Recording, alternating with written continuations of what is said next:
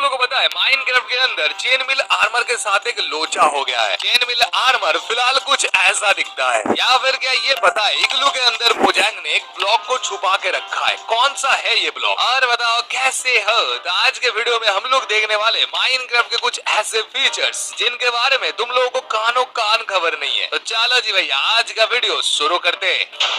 Let's go. अपना पहले number का फीचर आ रहा है भाई सीधे इनविजिबिलिटी पोशन से। देखो माइनक्राफ्ट के अंदर इनविजिबिलिटी का जो पोशन होता है वो थोड़ा सा अजीब तरीके से काम करता है। जैसे कि ये तो हम सबको पता है, अगर हम लोग पिग के ऊपर सैडल को लगा देते एंड देन उसके ऊपर इनविजिबिलिटी का पोशन डाल देते तो फिर पिग तो गायब हो जाता है लेकिन उसका सैडल रह जाता है। परेशान आत्मा की तरह भाई सैडल इधर उधर घूमता रहता है। लेकिन ये तो कुछ भी नहीं है, और भी बहुत सारा मॉब्स है जिनके ऊपर इनविजिबिलिटी का पोशन काफी अजीब तरीके से काम करता है। जैसे कि ब्लेज को पकड़ लो। माइनक्राफ्ट के अंदर अगर हम लोग ब्लेज के ऊपर इनविजिबिलिटी का पोशन डाल देते तो फिर ब्लेज तो गायब हो जाता है लेकिन उसका स्मोक भाई रह जाता है। बताओ यार अजीब सा ही सीन है ये तो। और अगर हम लोग चार्ज क्रीपर के ऊपर इनविजिबिलिटी का पोशन डाल देते तो फिर क्रीपर तो गायब हो जाता है लेकिन उसका ग्लोइंग इफेक्ट रह जाता है। देखो कुछ भी कहो, क्रीपर के बिना उसका ग्लोइंग इफेक्ट काफी बढ़िया लगता है। और अगर हम लोग ब्रीज के ऊपर इनविजिबिलिटी का पोशन डाल देते तो फिर बवाल हो जाता है भाई, क्योंकि वंस अगेन ब्रीज गायब हो जाता है लेकिन उसका बाहर वाला जो पार्टिकल होता है वो रह जाता है। उसी के साथ साथ ब्रीज का आंखें भी रह जाता है। देखो कुछ भी कहो, इनविजिबिलिटी पोशन के साथ ब्रीज काफी ज्यादा खतरनाक लगता है। खैर अपना दूसरे नंबर का फीचर आ रहा है भाई सीधे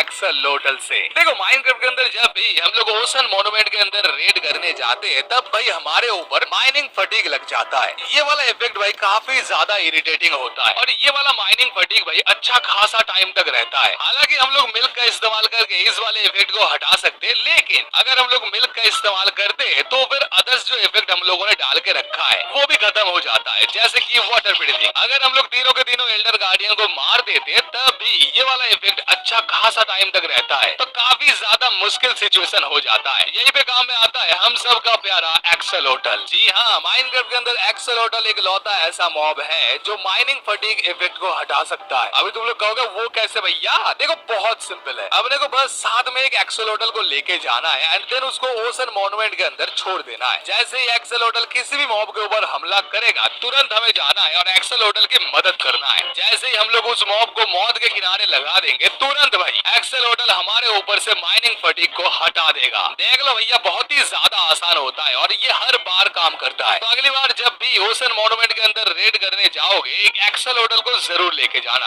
अपना तीसरे नंबर की फीचर है भाई बंडल। देखो माइनक्राफ्ट के लेटेस्ट स्नैपशॉट के अंदर बंडल में भी थोड़ा बहुत चेंजेस देखने को मिला है। बेसिकली पहले क्या होता था, अगर बंडल के अंदर सामान है और बंडल को हाथ में लेके हम लोग राइट क्लिक करते थे तो फिर बंडल के अंदर का सारा सामान भाई एक ही साथ में बाहर आ जाता था। अभी अगर बंडल के अंदर बहुत सारा सामान है और हम लोग बंडल को पकड़ के राइट क्लिक करते तो फिर बंडल के अंदर से सिर्फ और सिर्फ एक ही सामान निकलता है। जी हाँ, लेटेस्ट स्नैपशॉट के अंदर हम लोग बंडल के अंदर के सामान को एक एक करके बाहर निकाल सकते हैं। जब भी हम लोग बंडल से सामान को निकालते हैं तो फिर लास्ट में जो सामान हम लोगों ने डाला है वही पहले निकलता है। ये वाला फीचर मेरे को बहुत ही तगड़ा लगा भाई। अपना चौथे नंबर की फीचर है भाई बेबी डॉल्फिन। देखो माइनक्राफ्ट के जावा एडिशन के अंदर 2-3 स्नैपशॉट पहले ही हम लोगों को बेबी डॉल्फिन देखने को मिला है। वैसे तो बेबी डॉल्फिन नेचुरली स्पॉन होता है। नॉर्मली हम लोग 2 डॉल्फिन को ब्रीड करवा के बेबी डॉल्फिन नहीं ले सकते, लेकिन छोटे डॉल्फिन को बड़ा जरूर कर सकते हैं। जी हाँ, जावा एडिशन के लेटेस्ट स्नैपशॉट के अंदर हम लोग छोटे डॉल्फिन को मछली खिला सकते हैं। बहुत सारा फिश खिलाने के बाद छोटा डॉल्फिन भाई बहुत ही जल्दी बड़ा हो जाता है। देखो भैया अगर वीडियो में मजा आ रहा है और ऐसी वीडियोस देखना है तो चैनल को सब्सक्राइब करना मत भूलना। 76 के सब्सक्राइबर के बहुत ही ज्यादा करीब है हम लोग, फटाफट करवा दो यार। अपना 5वें नंबर के फीचर आ रहा है भाई सीधे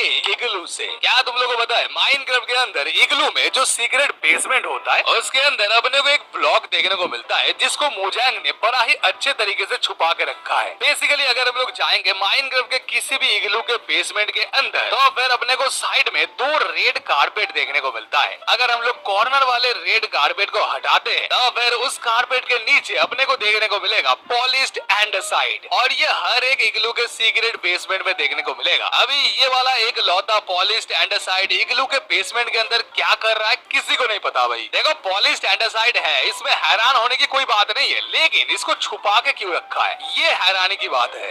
अपना 6 नंबर का फीचर है भाई bee hive and bee nest. Minecraft के लेटेस्ट स्नैपशॉट के अंदर इन दोनों में काफी यूजफुल चेंजेस देखने को मिला है। देखो ये तो हम सबको पता है, माइनक्राफ्ट के अंदर हम लोग बड़े आराम से सिल्क टच टूल का इस्तेमाल करके बी नेस्ट को तोड़ सकते हैं, लेकिन बी नेस्ट को तोड़ने के बाद हमें ये पता नहीं चलता है कि इसके अंदर कितना मधुमक्खी है या फिर कितना हनी है। कई बार हम लोग खाली बी नेस्ट लेके आ जाते हैं, उसके बाद हमें पता चलता है कि इसके अंदर तो मधुमक्खी है ही नहीं। इस वाले प्रॉब्लम का हल मोजैंग ने सोच लिया है। बेसिकली माइनक्राफ्ट के लेटेस्ट स्नैपशॉट के अंदर अगर हम लोग बी नेस्ट को या फिर बी हाइव को तोड़ते हैं तो फिर सीधे हम लोग अपने इन्वेंटरी के अंदर बड़े आराम से देख सकते हैं इस वाले बी नेस्ट के अंदर कितना सारा मधुमक्खी है या फिर कितना लेवल का हनी है। जैसे कि इस वाले बी नेस्ट के अंदर टोटल 2 मधुमक्खी है एंड 3 लेवल का हनी है। वाओ भाई, सेम चीज बी हाइव के साथ भी काम करता है। ये तो कुछ भी नहीं है, नया वाला स्नैपशॉट के अंदर सिर्फ और सिर्फ फीचर्स देखने को नहीं मिला है, बहुत सारा ग्लिच भी देखने को मिला है। जैसे कि 7वें नंबर पे है भाई एंडरपल। माइनक्राफ्ट के लेटेस्ट स्नैपशॉट के अंदर एंडरपल थोड़ा सा अजीब तरीके से काम कर रहा है। जैसे कि अगर हम लोग एंडरपल को फेंकते तो फिर अचानक से हम लोग हवा में टेलीपोर्ट हो जाते एंड उसके बाद सीधे मौत भाई। और क्या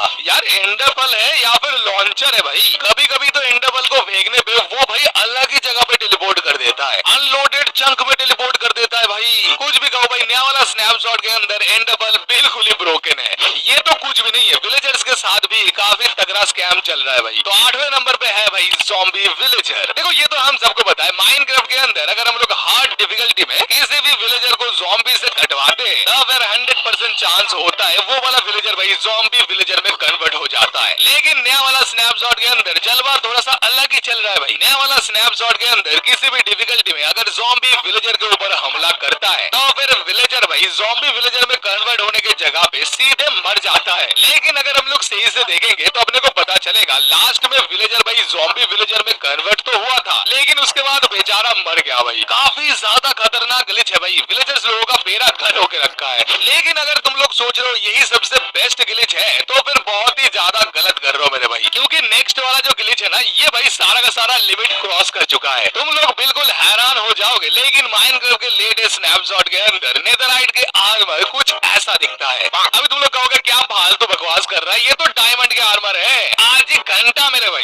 ये नेदरराइट के आर्मर है। देखो ऐसे कैसे मान जाओगे, मैं डेमो दिखाता हूँ तुम लोगों को। जैसे कि इधर देख सकते हो मेरे हाथ में है भाई पूरा का पूरा नेदरराइट के आर्मर। लेकिन अगर हम लोग इसको पहनेंगे तो फिर ये बन जाएगा भाई डायमंड के आर्मर। जादू चल रहा है भाई, मैजिक चल रहा है। और क्या, देखो पूरा का पूरा माइनक्राफ्ट की कम्युनिटी हैरान है, परेशान है, ये कैसे काम कर रहा है किसी को नहीं पता भाई। लेकिन ये तो कुछ भी नहीं है, आर्मर का जलवा इधर ही खत्म नहीं होता है। नया वाला चेन मिल के आर्मर तो देख लो, ये है अपना नया चेन मिल के आर्मर। व्हाट, ये है क्या, ये क्या है भैया?